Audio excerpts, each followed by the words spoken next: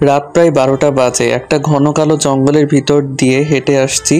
সব দোষ ফাহিমের। কতবার বলছি এত দূরে খোলা রাখবি না, তাও রাখছে। হয়েছে কি, আমি আর ফাহিম খুব ভালো ফুটবল খেলতে পারি, আর মানুষ আমাদের খেলার জন্য নেয়।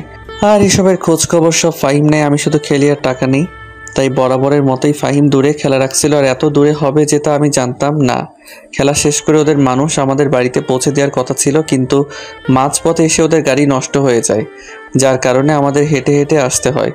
আর এই পথে রাতে কোনো গাড়ি চলে না। হাঁটতে হাঁটতে পা ব্যথা হয়ে গেছে। আর ফাহিম আমার বেস্ট ফ্রেন্ড। শালা তোরে মনটা কইতেছে মেরে ফেলি। কে বলছিল এত দূরে খেলা রাখতে? হ্যাঁ তোর বেটা, টাকা বেশি ছিল। কত পাইছস? 10,000 টাকা তো আমার কাছ থেকে নিয়েই নিছস। আর তুমি মনে হয় রাখো নাই। তাহলে এত কথা বলিস কেন? আজকে যদি একটা বাইক থাকতো তাহলে এভাবে হেঁটে হেঁটে বাড়িতে যেতে হতো না। আর তুই এটা কি করলি? হ্যাঁ, ওরা আমাদের বাড়িতে দিয়ে আসবে তা না, মাঝপথে ছেড়ে দিছে। আমি কি করব? আমি তো আর ওদের জোর করতে পারি না। আরেকবার দূরে কোথাও খেলা রাখিস। ইস, আমার তো ভয়ে হাঁটু কাঁপছে। সব দিকে শুধু জঙ্গল, কোনো কিছু দেখা যায় না লাইটের আলো ছাড়া। আমি বলছিলাম না মেন রাস্তা দিয়ে যেতে। তুই কি কস না এই রাস্তা দিয়ে গেলে তাড়াতাড়ি হবে? আর এখন ভয় পাও কেন? একদম কথা বলবি না। তোরে আগে বাড়িতে যাই, পরে বুঝতে পারবি। আর তোরে এখন শয়তান বুঝাবে। দেখ ফাহিম, ফাইজলামি করবে না, এমনি অনেক ভয় করছে। আমি শুনেছি এই জঙ্গলের ভিতরে নাকি গলা কাটা ভূত আছে। ফাহিমের কথা শুনে মনে হচ্ছে সত্যি সত্যি আমি প্যান্টের মাঝে হিসু করে দিব, এত ভয় করছে। আরে বেটা, ভয় পাস কেন? আমি আছি না, ভূতের সাথে একাই কুস্তি লেগে যাব। আরে আমি দেখে নিব, মনে রাখিস। আমাকে ভয় দেখানো? বলতে না বলতে একটা বৃষ্টির ডাক শুনলাম। মনটা চাইতেছে দৌড় দিয়ে পালিয়ে যাই, কিন্তু এখনো অনেক দূর বাকি আছে। কি? আমি বলছিলাম না এইখানে গলা কাটা ভূত আছে? আওয়াজ শুনছস? যা দেখ, উত্তরে বিয়ে করবে শালা, উল্টাপাল্টা কথা বলিস। কি রে, সামনে এটা কি দেখা যায়? আমাদের নিচে দেখ, রক্ত।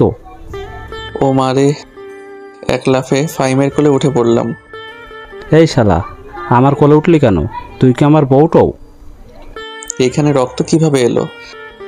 তা কি আমি বলতে পারি? তুই আগে আমার কোল থেকে নাম বলছি। এত মোটা কেউ হয়? বাবারে, কি ওজন! আমি ফাহিমের কোলে থেকে নেমে, চল একটু সামনে এগিয়ে দেখি কি আছে। তোর কি একটু ভয় করছে না? ভয় আমাকে ভয় করবে? আমি কেন ভয়কে ভয় পাবো? বাবারে, তোর সাহস আছে, বলতে হবে। তুই আমার পিছনে পিছনে আয়, আমি সামনে গিয়ে দেখি কি আছে। বলে ফাহিম সামনে যেতে লাগলো। ফাহিম কি জানি হাতে দিয়ে সরাতেই আমার চোখ কপালে উঠে গেল। দেখ বেচারাকে কিভাবে মারা হয়েছে, লিঙ্গ আর চোখগুলো তুলে ফেলা হয়েছে। ফাহিম, আমার খুব ভয় করছে। এগুলো ভূত হতে পারে মনে হয়। আরে এখানে ভূত টুত বলতে কিছুই নেই। এই ডিজিটাল যুগে কেউ ভূত প্রেত বিশ্বাস করে না, জানিস না? সত্যি তো, এখন কোনো ভূত নেই। তো আমি কি বলছি? তাহলে এইটা কি? এইটা আমাদের মতোই মানুষ। কিন্তু এখানে খুন করে রেখে গেল কে? আমারও মাথায় একই প্রশ্ন। একে খুন করেছে কে, আর এখানে রেখে গেলই কেন? আমার মনে হচ্ছে ও কাউকে ধর্ষণ করেছে, এই জন্য লিঙ্গ কেটে ফেলে রেখেছে। পয়েন্টের কথা বলছিস? এক কাজ করো, থানায় নম্বর আছে না, কল দে। এই তোর মাথা খারাপ হয়ে গেছে? এখন যদি থানায় কল দেই তাহলে বলবে তোমরা এত রাতে এখানে কি করি, আর আমাদের সন্দেহ করবে। এর থেকে ভালো আমরা এখান থেকে চলে যাই। তাহলে ফোনে কয়েকটা ছবি তুলে নিই, দাঁড়া। তাড়াতাড়ি কর। আমি ফোনটা বের করে কয়েকটা পিক তুললাম। ফাহিম, একটা বিষয় দেখছো? কি? দেখ, ওই লিঙ্গ কেটে লিঙ্গে মরিচ দেওয়া আছে, তার মানে ওকে খুব শাস্তি দিয়ে মারা হয়েছে। আর ওর শরীরের কোনো গুলি বা ছুরির দাগ নেই, সব কয়টা কোপানোর দাগ। আর আমার কেন জানি মনে হচ্ছে এইটা চাইনিজ কুড়ালের কোপ। আমি তাই দেখছি। তুই এক কাজ কর, সবগুলো পিক বড় স্যারের কাছে পাঠিয়ে দে, তাহলে মনে হয় আমরা কোনো সূত্র পাবো। এইটা ঠিক বলছো। আচ্ছা এখন চল, সকালে দেখবি পুলিশ এমনি এই লাশ খুঁজে পাবে। আমাদের শুরু ঘটনা তালাশ করতে হবে, যদি স্যার আমাদের অনুমতি দেয়। ফুটবল খেলা ছেড়ে এসব করা ভালো লাগে না। নিজের লাইফ গড়তে হলে এই চাকরি করতেই হবে। হাঁটতে হাঁটতে বাড়ির কাছে এসে পড়লাম। তাহলে আমিও যাই, নাকি এখনো ভয় পাবি? আরে না, তুই আমাদের বাসায় থেকে যা আজকে। না রে, সকালে বাবার সঙ্গে একটু কাজ করব, তাই যেতে হবে। আচ্ছা যা। ফাহিম চলে যাওয়ার পর চিন্তা করছি এখন কি কলিং বেল বাজাবো নাকি বাজাবো না। এমনি অনেক রাত হয়ে গেছে, বাসার ভিতরে তো যেতে হবে, নাকি বাইরে তো আর থাকা যাবে না। তাই কলিং বেল বাজাতে লাগলাম। এই ফাঁকে আমার পরিচয়টা দিয়ে দেই। আমি শেখ লাদেন ইসলাম তানজিম। আমরা 3 ভাই বোন। আমি সবার ছোট। আমার বড় ভাই একটা বোন আছে, আর বড় ভাইয়া বিয়ে করে ফেলছে। বাবার ছোট মোটো একটা বিজনেস আছে, আর ভাইয়া কোম্পানিতে কাজ করে, আর মা গৃহিণী। এখানে এই বাসায় আমার বোনের রাজত্ব চলে। বোঝেন না, একটাই মাত্র বোন আমার। হঠাৎ দেখি দরজা খুলছে। তুই আইস তো, যা, তোর এই ঘরে কোনো জায়গা নেই। এত রাতে আমার ঘুম ভাঙালি। আরবার বলছি, এত দূরে খেলতে যাবি না, তাও তো আমার কথা শুনলি না। তুই আমার লক্ষ্মী আপু না? তুই ছাড়া আমার কে আছে বল? হয়েছে, আর পাম দিতে হবে না, আয় ভিতরে। আমি ভিতরে যেতেই আপু দরজা বন্ধ করে দিল। কিছু খাইছ তো? আপু, তোমার ভাইকে আজ মেরে ফেলছে ওই ফাহিমের বাচ্চা। এত দূরে খেলা রাখছে, শেষে ওই সামনে একটা জঙ্গল আছে না, ওইটার ভিতর দিয়ে আসতে হয়। গালে হাত দিয়ে দাঁড়িয়ে আছি। তোরা কে আসতে বলেছিল? ওখানে কোনো একটা হোটেলে থেকে যাইতি, আর যদি তোর কিছু হয়ে যেত? বলে কান্না করতে লাগলো। আসলেই আমি সবার ছোট তো, এই জন্যই সবাই আমাকে খুব আদর করে, আর সবার থেকে বেশি আপু আমাকে ভালোবাসে। আর এমন হবে না আপু। আপুর চোখের পানি মুছে দিয়ে, তুই দাঁড়া, আমি খাবার আনছি। থাক আপু, তোমাকে আর কষ্ট করতে হবে না। তুমি ঘুমিয়ে পড়ো, আমি নিজেই নিয়ে খেতে পারবো। কোনোদিন তো নিজের খাবার নিজে বেড়ে খেতে দেখলাম না, সে আবার নিজের খাবার নিজের হাতে বেড়ে খাবে। বলে আপু খাবার আনতে চলে গেল। আমাকে আপু খাবার বেড়ে দিতেছে। আপু তুমি খাইছো? তোর জন্য অপেক্ষা করতে করতে অনেক রাত হয়ে গিয়েছিল, তাই আম্মু আর আব্বু জোর করে খাইয়ে দিছে। কতদিন বলছি তুমি আমার জন্য অপেক্ষা করবে না, জানো না তুমি? আমি কোনো সময় আসতে পারি, আবার অনেক সময় দেরি হয়ে যায়। আর একদিন দেরি করে দেখিস, পাগুলো ভেঙে ঘরের কোনায় লাগিয়ে রাখবো। আপু, আজকে না জঙ্গলের ভিতরে একটা জিনিস দেখছি। আসলে সব কথা আমি আমার আপুর কাছে শেয়ার করি, আর আপুর কাছ থেকে বুদ্ধি নেই। কি দেখোস? এই দেখো। বলে ফোনের পিকগুলো দেখাতে লাগলাম। তোরে কে বলছে পিক তুলতে? না, ইচ্ছে হয়েছিল তাই তুলছি। ফাহিমের বাচ্চাকে আগে হাতে পেয়ে নি, আমার ভাইকে যেখানে ইচ্ছে সেখানে নিয়ে যাবে। আর তুই এসবের সম্পর্কে কিছু জানিস না, একদম ঝামেলায় জড়াবি না। আরে না, কি যে বলো না আপু, আমি এসবের মাঝে নাই। আচ্ছা আপু, তুমি পিক দেখে কিছু বুঝতে পারলা? এই গত 1 মাস আগে এই ছেলে একটা মেয়েকে রেপ করেছিল, আর যে এই কাজ করেছে খুব ভালো করেছে। তুমি কিভাবে জানো এই 1 মাস রেপ করছিল? থাকিস তো সারাদিন ফুটবলের নেশায়, দেশের খবর তো কিছুই রাখিস না, জানবি কি করে? তাহলে আমারও মনে হয় যে খুন করছে সে খুব ভালো করছে। আমার কেমন জানি এমন মনে হচ্ছে, একে সাধারণ কোনো মানুষ মারে নাই। কিভাবে বুঝলে আপু? ওর শরীরের ভিতরে মরিচের গুঁড়া আছে, দেখ কি লাল হয়ে আছে, আর পা হাতের নখগুলো তোলা ফেলা হয়েছে। আর এইটা দেখ, যেই কুড়ালা দিয়ে কোপানো হয়েছে, মনে হচ্ছে এই চাইনিজ কুড়াল বাংলাদেশে নাই। তাই তো আপু। আচ্ছা, তোমার এত বুদ্ধি কিভাবে হলো আপু? মাথা খাটালে সবকিছুই সম্ভব। আপু, আমিও না তোমার মতো বুদ্ধিজীবী হতে চাই। যা, ফুটবল খেলে বুদ্ধিজীবী হ। আমরা দুইজন বুদ্ধিজীবী আপু। তুমি হলা পড়ার বুদ্ধিজীবী, আর আমি হইলাম ফুটবল খেলার বুদ্ধিজীবী। বাংলাদেশের সরকারের উচিত আমাদের দিয়ে নতুন জিনিস তৈরি করা। কি বুদ্ধিজীবী যে তুই? মাথায় গোবর ছাড়া আর কিছুই নেই। এভাবে বলো কেন আপু? তোমার ভাই দেখিও একদিন অনেক বড় কিছু করবে। দোয়া করি ভাই, এখন যা ঘুমা। আচ্ছা আপু। বলে ঘুমাতে চলে গেলাম। আমি একটা জিনিস বুঝি না, আপু সব কিছু দেখেই বুঝে ফেলে। চিন্তা করতে করতে ঘুমিয়ে গেলাম। সকালে যখন ঘুম ভাঙলো তখন দেখি অনেক বেলা হয়ে গেছে। ফ্রেশ হয়ে বাইরে এসে দেখি সবাই টিভির সামনে কি জানি দেখছে। যেই আমি টিভির নিউজ দেখছি, একেবারে অবাক হয়ে গেলাম। একটা মেয়ে মুখে মাস্ক লাগানো, হাতে একটা চাইনিজ কুড়াল, আর এই কুড়াল দিয়ে একটা ছেলেকে কুপিয়ে কুপিয়ে অনেকগুলো টুকরো করে এগুলো বড় একটা কড়াইতে তেল লাল টুকটুকে হয়ে আছে, সবগুলো কড়াতে ফেললে বলছে। কি অবাক হয়ে গেলেন? আমি এই শহরের লেডি মাস্তান। আজকে থেকে যাতে সবাই আমাকে ভয় পাবে, এই জন্য লাইভে আসলাম। আর কেউ যদি আমাকে ভয় না পায়, তাহলে এইভাবে মেরে কড়াইতে ফেলে ভাজি করে খাবো। পাশে অনেকগুলো মেয়ে, সবার হাতে রক্ত মাখানো, সবাই শয়তানি হাসা হাসছে। মনে হয় মাস্কের ভিতরে। আর একটু পর মেয়েটা লাইভ থেকে চলে গেল। আমি এসব দেখে কখন যে মাটিতে লুটিয়ে পড়লাম মনে নেই। যখন জ্ঞান ফিরল তখন দেখি আমি আপুর কোলে রেখে শুয়ে আছি। আম্মু আর ভাবি আমার মাথায় পানি ঢালছে। কি হলো ভাই, ঘুম থেকে উঠেই কি না কি দেখে অজ্ঞান হয়ে গেলা কেন? ভাবি একটা মেয়ে হয়ে কিভাবে একটা ছেলেকে কুপিয়ে কুপিয়ে খুন করলো? এইটার জন্য অজ্ঞান হয়ে যাওয়া লাগে? আচ্ছা ভাই, তুমি ভীতু কেন? তুই বল তো। আম্মু আমি কি ভীত? এই, আমার ছেলেকে কেউ কিছু বলবা না। বাবা যা, এখন একটু শুয়ে থাক, তাহলে শরীর ঠিক হয়ে যাবে। বাবারে, মনে একটু সাহস রাখিস। এত ভয় পাইলে তো আর চলতে পারবি না। আমিও এটাই বলি। দূর, আমার মাথা কিন্তু গরম হয়ে যাচ্ছে তোমাদের কথা শুনে। এই সবাই চুপ কর তো। যা ভাই, তোর রুমে যা। আমি আমার রুমে এসে যেইমাত্র শুইলাম তখনই দেখি ফোনটা বাজতেছে। আমি ফোনটা হাতে নিয়ে রিসিভ করতেই, কি খবর লাদেন? আগে খবর রাখবে, এটা টিভিতে কি দেখলি? এটা খুব ভয়ঙ্কর।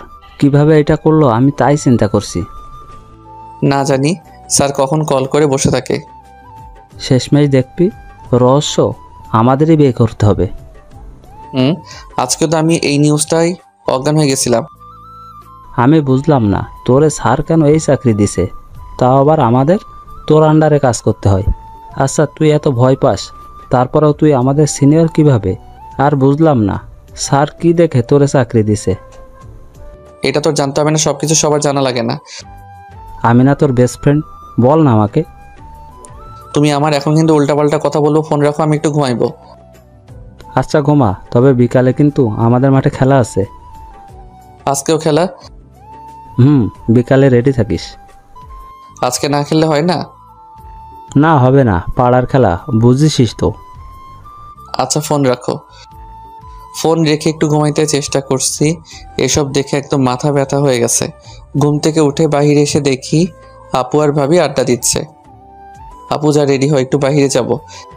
বাহিরে যাবি তো যা, আমি কেন যাব? এত কথা বলিস না তো, যা রেডি হ, পরে তোরে বলবো। আমি কেন বাহিরে তোর সাথে যাব? এইটা বলবি তো নাকি? সারপ্রাইজ মনে কর।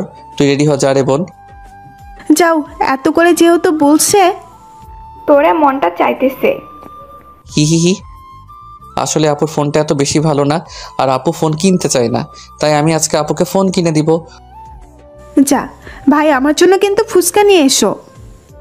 তোমার জন্য বাজার থেকে কুত্তারও গু কিনে আনবো। ছি ছি, কী সব বলো না। আর আমার হাতে মাইন না খেতে চাইলে নিয়ে আসবি কিন্তু মনে করে। সবাই খালি আমাকে মারে, আজকে আমি সবার ছোট বলে। কে আমার ভাইকে মারে? কেন আমি মারবো? তাহলে আমি একটা লাঠি আনবো, ভাবি যাতে তুমি মারতে পারো। আপু তুই যেও ধর, আজকে আর বাহিরে যাব না। এখন কিন্তু সত্যি সত্যি মাইর খাবি। চল বলছি। চল আপু। বাইরে এসে সরাসরি একটা মার্কেটে ঢুকলাম। ফোনের দোকানে গিয়ে আপুর জন্য একটা ভালো ফোন কিনে বাড়ির দিকে আসছি। আপু কোনো কথা বলে নাই, শুধু চেয়ে চেয়ে দেখছে। আপু ফুচকা খাবি? খাওয়া যায়, চল। ভাবির জন্য কতগুলো ফুচকা কিনে বাড়ির দিকে যেতে লাগলাম। বাড়িতে আসার পর আপু, বল। এই নে, এই ফোনটা তোর জন্য কিনছি। কে একটা ভাঙা ফোন চালাস? আসলে আম্মু ঠিকই বলতো, তোর ভাই এখন বড় হয়ে গেছে। তাহলে কি আমি সারা জীবন ছোট থাকবো? কিন্তু তুই এত টাকা কিভাবে পেলি? ফুটবল খেলে জমিয়েছি। আপু এসে আমাকে জড়িয়ে ধরে। অনেক অনেক ধন্যবাদ আমার ছোট ভাই। আচ্ছা ধন্যবাদ দিতে হবে না। ভাবি এই নাও তোমার ফুচকা। দাও দাও। ভাবিকে ফুচকা দিয়ে রুমে এসে রুমের দরজাটা ভালো করে বন্ধ করলাম। কম্পিউটার অন করে খুঁজতে লাগলাম কে বা কারা এই মেয়ে গ্যাং লিডার। আমি বড় স্যারের কাছে কল দিলাম। এই স্যার আবার খুব ভালো, আমাকে নিজের ছেলের মতো দেখে। আসসালামু আলাইকুম, কেমন আছেন স্যার? এই তো আলহামদুলিল্লাহ, তবে এখন থেকে আর ভালো নেই। কেন স্যার, কি হয়েছে? দেশের কি অবস্থা দেখছো? একটা মেয়ে গ্যাং লিডার হয়ে এত কিছু করছে, আমরা কিছুই করতে পারছি না। স্যার আমি খোঁজখবর নিতেছি, আর এই মেয়ে গ্যাংয়ের বিষয়টা আমার আন্ডারে দিয়ে দেন, সব আমি সামলে নেব। আমি জানতাম তোমার মতো মানুষ দ্বারাই সম্ভব। আমি বড় স্যারের সাথে কথা বলে সব কিছু ব্যবস্থা করছি, আর তোমাকে এখনো কেউ চিনতে পারে নাই, এমনকি তোমার আন্ডারে যারা কাজ করে তাদেরকেও। জি স্যার, এই জন্যই আমি চাই এই রহস্যের সমাধান করতে। আমি রাতে ফোন করে তোমাকে জানাবো। ধন্যবাদ স্যার। স্যার ফোন রেখে দিল।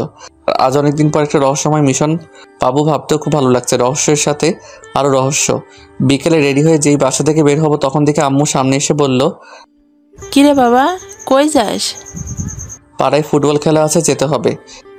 না বাবা, আজকে যেতে হবে না, পরে তুই অসুস্থ হয়ে পড়বি।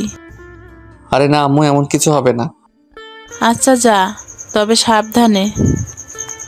আচ্ছা আম্মু। আমি বাসা থেকে বের হয়ে ফাহিমকে কল দিলাম, কিন্তু ফাহিম কল রিসিভ করছে না। আরে বেটা, আমাকে কি তুই দেখতে পাস নাই? ও, তুই তাহলে এখানে? তোরে নিতে আইছিলাম, যদি তুই না যাস। সাবধান, আমার আপুর সামনে যাবি না, তাহলে কিন্তু তোরে এমন মাইট দিবে শেষ করে ফেলবে। ও মা, তা কেন রে? আমাকে যে যেখানে সেখানে নিয়ে যাস। আর ওই দিন রাতে দেরি করে বাসায় গেছি দেখে আপু অনেক রেগে গেছে। এসব দোষ মনে হয় আমার? এত কথা বলে লাভ নেই, আগে চল, পরে দেরি হয়ে যাবে। মাঠে এসে দেখি সবাই রেডি আছে, আর খেলা দেখতে আজকে দেখি অনেক মানুষ আইছে। লাদেন, আজকে কিন্তু জিতাইয়া দিতে হবে। আর এসব চিন্তা করিস না, আজ পর্যন্ত আমাদের কেউ হারাতে পারছে বল? শুনছি ওরা সবাই নাকি ক্লাবে খেলে, সব কয়টারে ভাড়া করে আনছে। ও তাহলে এই ব্যাপার, আমাকে আগে বলবি না? আমি কয়েকটাকে আনতাম। আরে মামা, এসব কিছুই না, আমরা কি কম নাকি? তুই আর ফাহিম শুধু আমাদের সামনে থাকবি। এ কথা যেভাবে হোক আমাদের জিততে হবে। পাবেল ঠিক বলছে। আচ্ছা চল দেখি কি হয়। তো খেলা শুরু হয়ে গেছে। অনেক কষ্ট করে ওদের একটা গোল দিতে পারছি। হঠাৎ আমার নজর পড়লো মাঠের এক সাইডে একটা মেয়ে দাঁড়িয়ে দাঁড়িয়ে হাসছে। হাসিটা এত সুন্দর লাগছে আমার কাছে, বলে বোঝাতে পারবো না। আর যখন মেয়েটার উপর নজর পড়লো তখন দেখি মেয়েটা হালকা কালো। আমি মনে মনে চিন্তা করছি, সবাই তো সুন্দর মেয়ে বিয়ে করে, আমি না হয় কালোই মেয়ে বিয়ে করব। আসলে আমি ওর হাসির মায়ায় পড়েছি। প্রথম দেখে কাউকে এত ভালো লাগছে।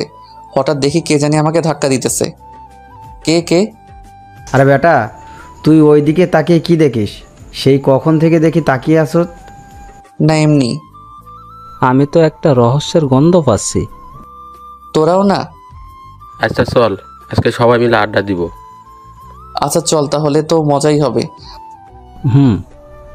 আমি আবার আড়াল চোখে মেয়েটার দিকে তাকালাম, কিন্তু কই গেল মেয়েটা? দূর, একটা ছবি তুলে রাখলাম। আচ্ছা সে যাই হোক, মেয়েটাকে দেখলেই তো আমি চিনতে পারবো। কই যাবে, খুঁজে তো বের করবই। সবাই মাঠের এক কোণায় বসে। বন্ধু, আজকে উল্টোপাল্টা জিনিস খাবো, অর্ডার দিছি, আসতেছে। দেখ, এসব খাইলে তোরা খা, আমি এসবে নাই। আচ্ছা, তোরা দুজনে এত ভয় পাস কেন বলতো?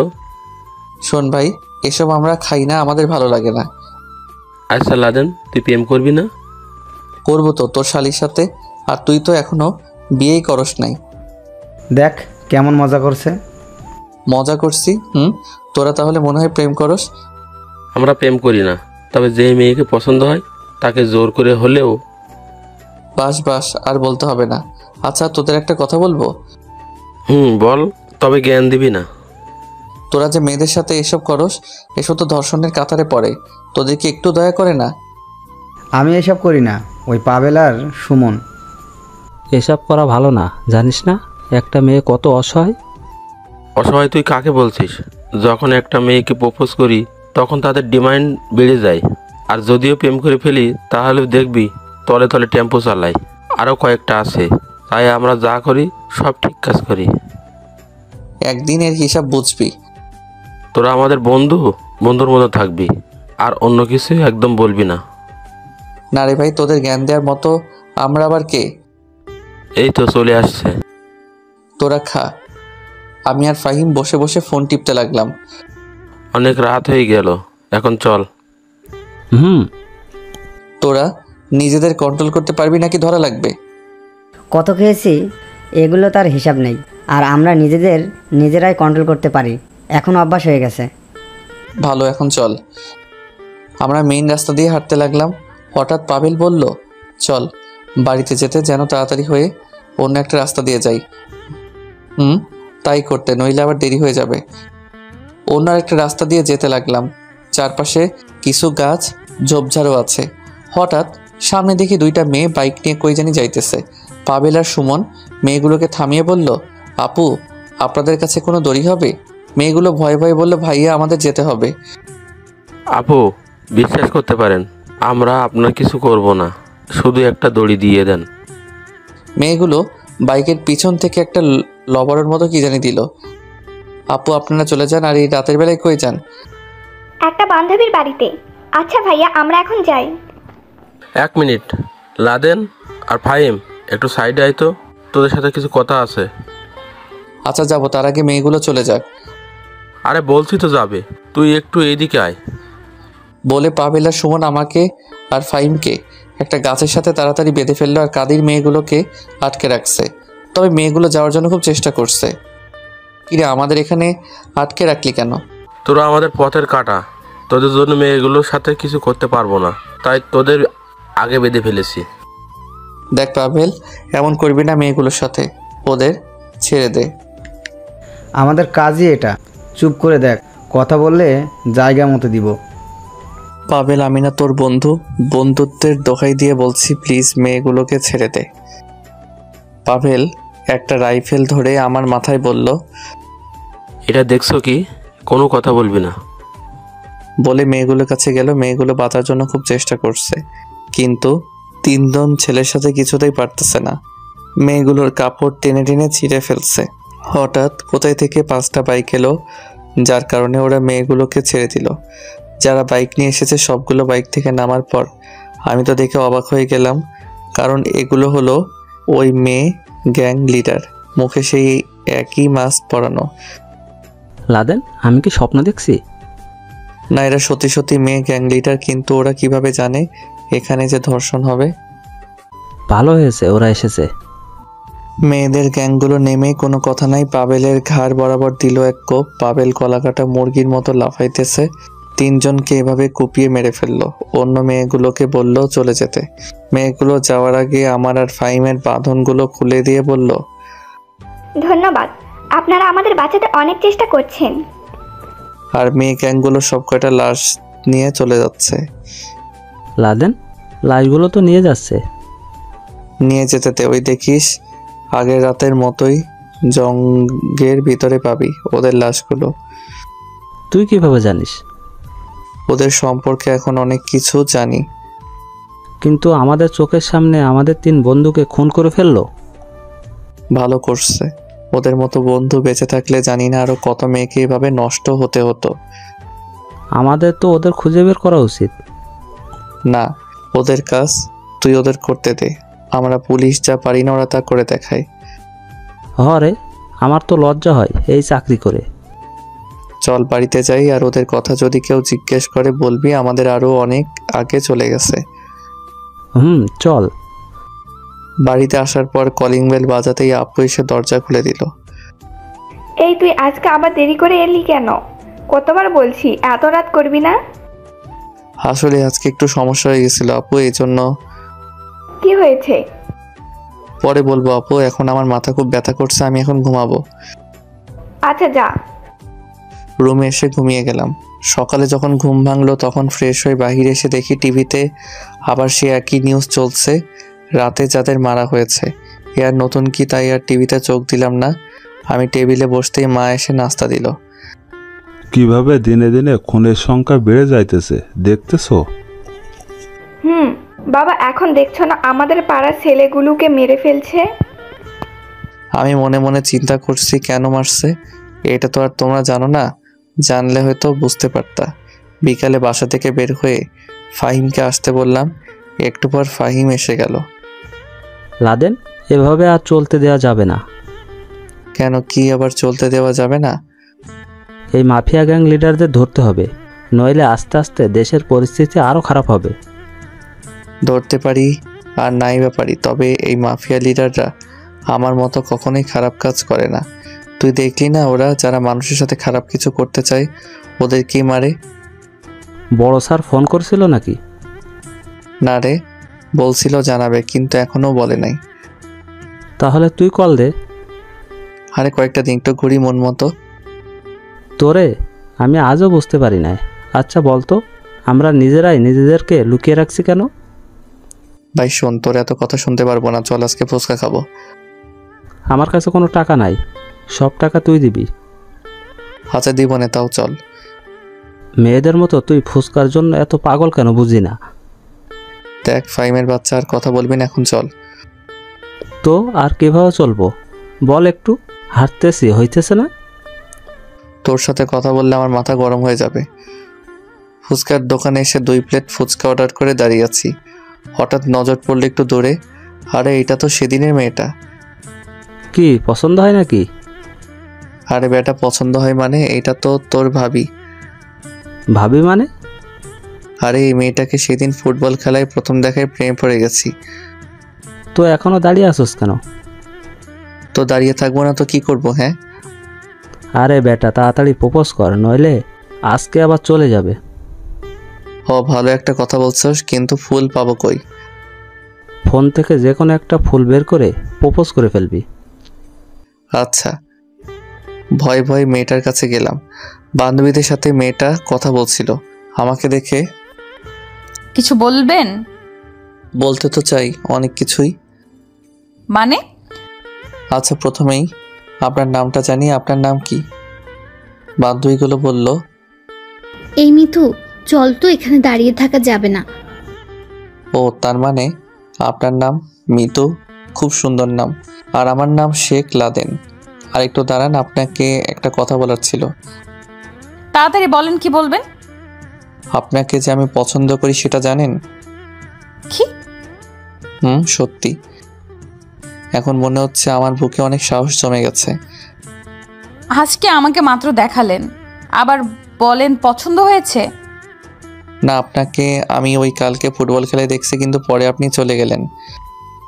দেখুন, এসব আমি মোটেও একদম পছন্দ করি না। তোমাকে আমি রানী করে রাখবো। বাবা, প্রপোজ না করে সরাসরি বিয়ের কথা বলছেন? I love you. এটা তো শুধু সিম্পল, এইভাবে কেউ প্রপোজ করে? বাকিটা না হয় বাসর ঘরে করব। কিন্তু আমি দেখতে যে সুন্দর না? আমার কাছে আপনি বিশ্বসেরা সুন্দরী। আমার থেকে এখানে আরো অনেক সুন্দর সুন্দর মেয়ে আছে। জানেন পৃথিবীতে মেয়ের সংখ্যা কত বেশি? ছেলেদের সংখ্যার চেয়েও বেশি। একটা ছেলে যদি 4টা করে বিয়ে করে, তারপর অনেক মেয়ে থেকে যাবে ছেলের অভাবে।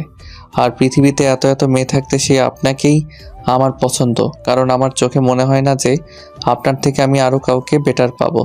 আর আপনি যদিও ফিরিয়ে দেন আমাকে, তাহলে বারবার ফিরে আমি তোমার কাছে আসব, কারণ তুমি যে আমার প্রথম ভালোবাসা। কথা বলতে তো দেখি খুব পারেন। না, আমি সব সত্যি বলছি। আমাকে বিয়ে করলে সবাই বলবে আপনার বউ কালো। মানুষের কথায় আমার কিছু যায় আসে না। কিন্তু আমি যে ভালো না। আমার ভালোবাসা দিয়ে ভালো করে দিব। আমি একটা খারাপ মেয়ে। বিয়ের পর আমি তোমাকে ভালো করে দিব। কেন বুঝতেছ না? আমার লাইফ আর তোমার লাইফ এক না। এত কিছু আমি বুঝতে চাই না, তোমাকে আমি ভালোবাসি। এখন এই মুহূর্তে শুধু এটাই বুঝি। দেখো, তোমাকে আমি ভালো করে বলছি, তুমি আমার সাথে থাকতে পারবে না।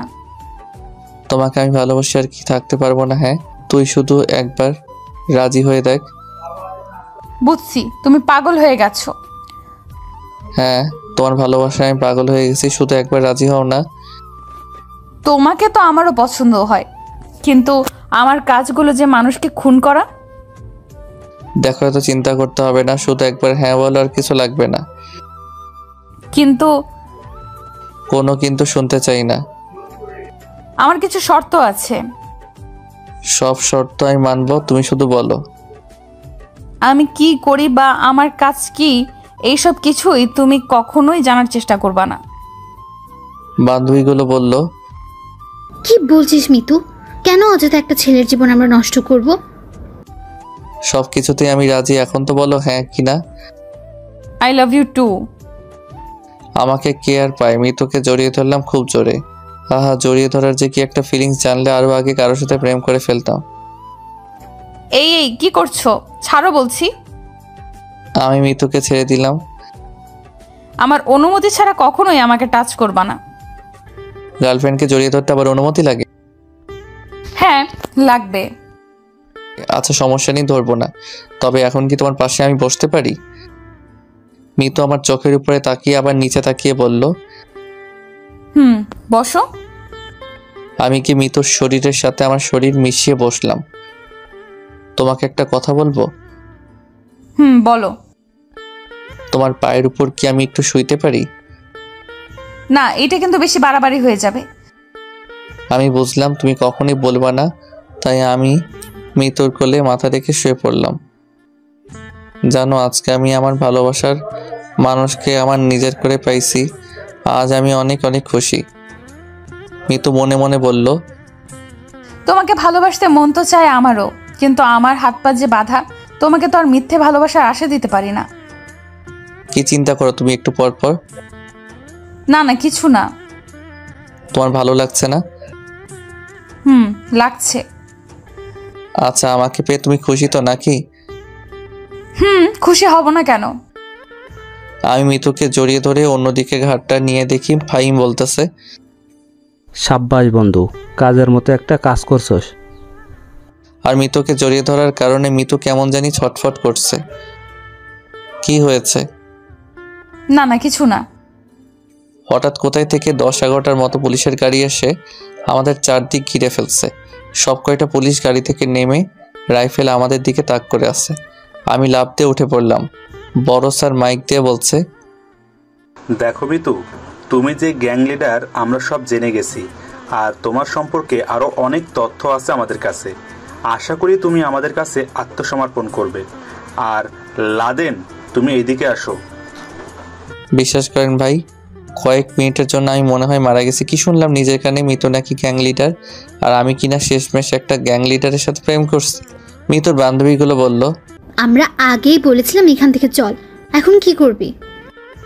সবাই যেহেতু জেনে গেছে আমি গ্যাং লিডার, তাহলে তো একটু দেখাতেই হয় আমার পাওয়ার। দেখো মিতু, আমি তোমাকে ভালোবাসি, কিন্তু তুমি যে সেই গ্যাং লিডার তা আমি জানতাম না। তুই শুধু আত্মসমর্পণ করো, আমি তোমাকে নির্দোষ প্রমাণিত করব, আর তোমাকে বিয়েও করব। আমার তো এখনো অনেক কিছু করার বাকি, আর তোর ভালোবাসা, আমার জীবনে কোনো ভালোবাসা নেই। তাহলে এতক্ষণ যে বলছিলে? মিতু, আমাকে গুলি করতে বাধ্য করবা না। মিতু আমার কাছে এসে আমার কপালে বন্দুক ধরে। কেউ আর এক পা এগোলে ওর কপালে গুলি করব। আমি শুধু মিতুকে তাকিয়ে দেখছি কিভাবে ও পারল আমার মাথায় রাইফেল ধরতে। এই সবাই রাইফেল নিচে নামাও। মিতু আমাকে নিয়ে একটা গাড়িতে তুলল। লাদেনকে নিয়ে যাও, তোমাকে ছেড়ে দিব। আমি তো এত বোকা না। লাদেন, তুই ভয় পাস না, আমরা আসতেছি, তুই চিন্তা করিস না। মিতুর বান্ধবী গাড়ি চালাচ্ছে আর আমি মিতুর দিকে তাকিয়ে আছি। মিতু ভালোবাসার এই প্রতিদান দিলে? ভালোবাসা কিসের রে? আমার জীবনে কোনো ভালোবাসা নাই। আমি তোমাকে অনেক অনেক ভালোবাসি, প্লিজ এসব কাজ করা ছেড়ে দাও। মিতু আমার চোখের দিকে তাকিয়ে আছে। বিশ্বাস করো, আমি তোমাকে ছাড়া বাঁচতে পারবো না। মিতু আমাকে জড়িয়ে ধরে আর বলল, আমারও তোরে খুব পছন্দ হয়, কিন্তু কিভাবে কি করব বল, আমি যে কেউ মাফিয়া। এসব পথে চলা ছেড়ে দাও তুমি। মিতু কোনো কথা বলল না, আমাকে একটা খালি গোডাউনে নিয়ে এলো। মিতু আমার পিছনে পিছনে আসছে। আমাকে পাহাড় দিতে হবে না, আমি কোথাও যাব না। আয় আমার সাথে। মিতু গোডাউনের ভিতর নিয়ে গেল। দেখি এখন অনেক মেয়ে আছে। আমি ফোনের ক্যামেরাটা আস্তে আস্তে অন করলাম। এখানে যে কয়টা মেয়ে দেখতে পেলি, সবাইকে তোর মতো ছেলে ধর্ষণ করেছে। ওরা সবাই মারা যাইতেছিল, সবাইকে আমি এখানে নিয়ে আসছি, আর ওদের যারা ধর্ষণ করেছে সব কয়টাকে মেরে ফেলেছি। এখন বল, এইখানে আমার কি কোনো দোষ আছে? ছোটবেলা থেকেই মা বাবাকে হারিয়েছি, কারোর ভালোবাসা পাই নাই। এই পথে পথে আমার জীবন কাটাতে হয়েছে, আর নারীদের উপর এই অত্যাচার দেখে আমি সহ্য করতে পারি নাই, তাই এই পথ আমাকে বেছে নিতে হয়েছে। আমি মিতুর কথা শুনে মিতুকে জড়িয়ে ধরলাম। আমাকে মাফ করে দাও, আমি বুঝতে পারি নাই আসলেই তুমি যা করো সব ভালো কাজ। মিতু আমাকে জড়িয়ে ধরে আর বলল, তোমাকে এখানে আনার জন্য সরি, এখন এখান থেকে চলে যাও। সুমাইয়া, ওরে দিয়ে আয় তো। না, আমি এখন থেকে আজকে যাব না, তোমার সাথে থাকবো। আর তুমি এই কাজ ছেড়ে দাও, আমি কথা দিচ্ছি আমি আর আমাদের সমাজে এই কাজ কখনো হতে দিব না। তুমি পারবা না, তুমি একা কি করবা? আমি একজন পুলিশ। মিতু আমাকে ছেড়ে দিয়ে বলল, কি বললি তুই? তবে তোমার এই কাজকে আমি সমর্থন করি। আর এই কাজ তুমি ছেড়ে দিবা, আমি তোমাকে বিয়ে করে নতুন করে সবকিছু শুরু করতে চাই। না না, এইটা কখনোই সম্ভব না। আমি চলে গেলে ওদের কি হবে? ওদের সবাইকে আমার বন্ধুর কোম্পানিতে চাকরি দিব। সত্যি তো? পরে আবার অন্য কিছু করবা না তো? পুলিশদের বিশ্বাস করতে নাই। আমার ভালোবাসাকে তো বিশ্বাস করো। মিতু আমাকে জড়িয়ে ধরে কেঁদে দিল। অনেক ভালোবাসি যে তোমাকে, তোমার জন্য আমি আমার জীবনটাও দিয়ে দিতে পারি। কোনোদিন মাঝপথে ছেড়ে দিবা না তো? আমার বুকে যতদিন নিঃশ্বাস আছে ততদিন তোমাকে আগলে রাখবো। আমার মতো একটা এতিম মেয়ের জন্য এত কিছু কেন করছো? এই সাবধান, আমার বউকে এতিম বলবা না। বিয়ে করার আগেই বউ হয়ে গেলাম কিভাবে? বিয়ে করি নাই তো কি হয়েছে, বিয়ে তো করবই নাকি। আচ্ছা, তুমি বাড়িতে যাবা না? না, আজকে তোমার সাথে এখানে থাকবো। কিন্তু সবাই যে আমাকে খুঁজতেছে। দাঁড়াও, আমি দেখতেছি বলে স্যারের কাছে কল দিতেই, লাদেন, তুমি ঠিক আছো তো? জি স্যার, আমি ঠিক আছি, তবে আপনার সাথে আমি কিছু কথা বলতে চাই। বলো। স্যার, আমি মাফিয়া গ্যাং লিডারকে বিয়ে করতে চাই। কি বলছো? ও তো একজন অপরাধী। স্যার, একজন যদি অপরাধ করে আর সে যদি এখন ভালো হতে চায়, তাহলে কি তাকে ভালো হতে দিবেন না? আমি তাকে কোন বিশ্বাসে মাফ করে দিব? স্যার, আমি কালকে সকালে মিতুকে বিয়ে করব, আর সাক্ষী হিসেবে আপনি থাকবেন। আর আমি কথা দিচ্ছি ও কোনোদিন আর এসব কাজ করবে না। আর ও যাদের খুন করছে সব কয়টার প্রমাণ আমি আপনাকে দিব। তাহলে আপনি বুঝতে পারবেন ও নির্দোষ। খুন করেছে ঠিকই, তবে সব কয়টাকে অপরাধীকে যে আমাদের করা উচিত ছিল। বুঝলাম, কিন্তু তুমি কিভাবে মাফিয়া মেয়ে বিয়ে করবে কিছুই বুঝলাম না। আসলেই স্যার, আমরা দুইজন দুইজনকে আগে থেকেই ভালোবাসতাম। আচ্ছা, এই দিকের ব্যাপারটা আমি সামলাবো, আর এসব খুন খারাপি আর যাতে না শুনি। কথা দিলাম স্যার আপনাকে। আর কালকে কাজী অফিসে কিন্তু আপনি থাকবেন। অবশ্যই অবশ্যই থাকবো। আচ্ছা স্যার, ফোন রাখি। মিতু দেখি কান্না করছে। আমি মিতুর চোখের পানি মুছে দিয়ে, এভাবে কান্না করছো কেন? আমার জন্য এত কিছু কেন করছো? কেন আমাকে ভালো করছো? আমার বউ খারাপ থাকবে এটা আমি চাই না। আচ্ছা, এখানে কতগুলো মেয়ে আছে? 10 জনের মতো। সবাইকে বলবা আগামীকাল 11টার দিকে এই ঠিকানায় থাকতে। সত্যিই তুমি সবাইকে চাকরি দিতে পারবা? আমার বউ এতদিন সবার দেখাশোনা করছে, এখন আমি এদের দেখবো না তা কি করে হয় বলো? সত্যিই তুমি অনেক অনেক ভালো। আমি তোমাকে অনেক অনেক ভালোবাসি। Same to you. এটার অর্থ আবার কি? মানে আমি তোমাকে ভালোবাসি, আর কাল থেকে তুমি আমার কাছে পড়তে বসবা। যা, কি যে বলেন না, এই বয়সে পড়বো? সবাই তো লজ্জা দিবে। আর আমি বলছি আমার কাছে শুধু রাতে পড়তে বসবা। আচ্ছা, তোমার কাছে পড়তে আমার কোনো আপত্তি নেই। রাতে যখন ঘুমাতে যাব তখন। কি গো বউ, আমি কোথায় থাকবো? কেন? আমার সাথে উপরে থাকবা? যদি উল্টাপাল্টা কিছু হয়ে যায় তাহলে? এই কি দেখছো? একটা রাইফেল দেখি একদম বুক দিয়ে ঢুকিয়ে দেব। যদি আমি মারা যাই? আমাকে ভালোবাসা শিখিয়ে তুমি কই যাবা? হ্যাঁ, আরে মজা করছি বলে শুয়ে পড়লাম। মিতু আমার জন্য সাইটের বালিশে শুয়ে পড়ল। এই কি করস? কেন? আমি আবার কি করলাম? এইদিকে আসো বলে মিতুকে আমার বুকে আনলাম। তুমি এত রোমান্টিক কেন? খালি বিয়েটা হতে দাও, পরে দেখবনে রোমান্টিক কত প্রকার ও কি কি। আমিও দেখতে চাই। আমাকে পেয়ে তুমি কি খুশি গো? অনেক অনেক খুশি। আজকে আমি খারাপ পথ ছেড়ে ভালো পথে যাওয়ার একমাত্র কারণ হলে তুমি। কথা বলতে বলতে কখন যে ঘুমিয়ে গেলাম বলতে পারি নাই। সকালে সবগুলো মেয়েকে অফিসে পাঠিয়ে বন্ধুকে কল করে বললাম, সব ঠিক আছে তো? সবকিছু ঠিকঠাক। আমাকে বিশ্বাস করতে পারো নাই, এখনো বুঝলাম। সরি, রাগ করিও না। আচ্ছা তুমি রেডি হও, আমাদের কাজী অফিসে যেতে হবে। তোমার মা বাবা বকবে না আমাকে বিয়ে করছো? সেই ব্যবস্থা আমি করতেছি বলে আপুকে কল দিলাম। কিরে ভাই, তুই ভালো আছিস তো? তোর কিছু হয় নাই তো? আরে না আপু, আমার কিছু হয় নাই। আর তুমি এখন কই আপু? আমি তো বাড়িতে। তাড়াতাড়ি আমাদের পাড়ার কাজী অফিসে চলে আসো। কেন রে ভাই, আজ আবার কার বিয়ে? আরে আপু এসে দেখবানে। আই তুমি আসো তো। আচ্ছা। ফাহিম আর স্যারকে বললাম আসতে। বেবি চলো, এখন সবাইকে বলছি আসতে। আমার না খুব ভয় করছে। তুমি এক কাজ করো, আপু আসতে আপুকে সালাম করবা আর আপুর মন জয় করার চেষ্টা করবা, তাহলে সব ঠিক হয়ে যাবে। আমি এত কিছু পারবো তো? অবশ্যই, আমি আছি না তোমার সাথে। মিতুকে নিয়ে কাজী অফিসে আসার পরে একে একে সবাই এসে পড়লো। লাদেন সাথে এই মেয়েটাকে? আপু এটা বলতেই মিতুকে আপুর পায়ে সালাম করে দিল। আমি মনে মনে বললাম, যাক, জায়গা মতো কাজ হয়েছে।